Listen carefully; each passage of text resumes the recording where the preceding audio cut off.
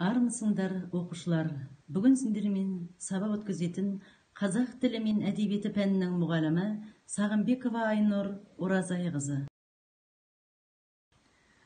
Бүгін 6 сыныпта қазақ әдебиеті сабағын бастаймыз. Сабақтың тақырыбы Ерлан Жүніс, менің атым тәуелсіздік өлеңі. Сабағымыздың мақсаты әдеби шығарманың жанрын, фабуласын, сюжетін анықтау.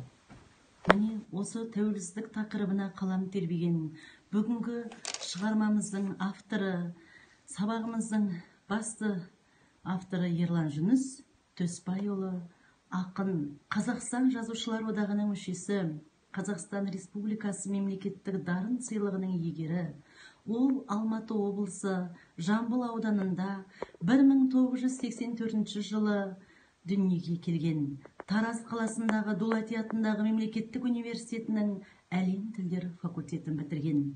Ерлан Жүніс 2001 жылы Абай оқуларының бас жүлдесін иемденген. 2006 жылы халықаралық шабыт фестивалінде президент кубогы мен гран-при және 2009 жылы Баянауыл тақырыбында жазған үздік журналист алтын белгісін алған. Жас ақынның «Жыр перзент» деген алғашқы жыр жинағы, «Отан», «Қара шаңырақ», «Дала жүрек» атты өлеңдері жарыққа шыққан.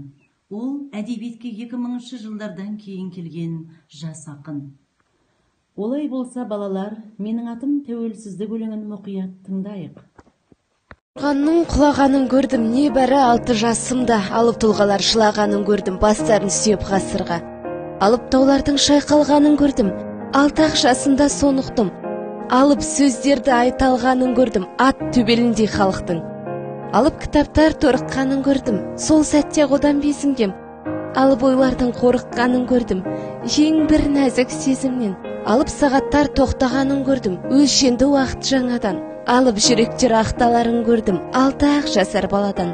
Алып құрлықтар теңселгенін көрдім, темір бұғаулар тозғасын. Алып заңдардың кемсеңдеуін көрдім, империяның көз. Сендерге тапсырма, дәптерге өлеңнің жанрын анықтап, тәуелсіз ел деген сөзге түсінік берейік.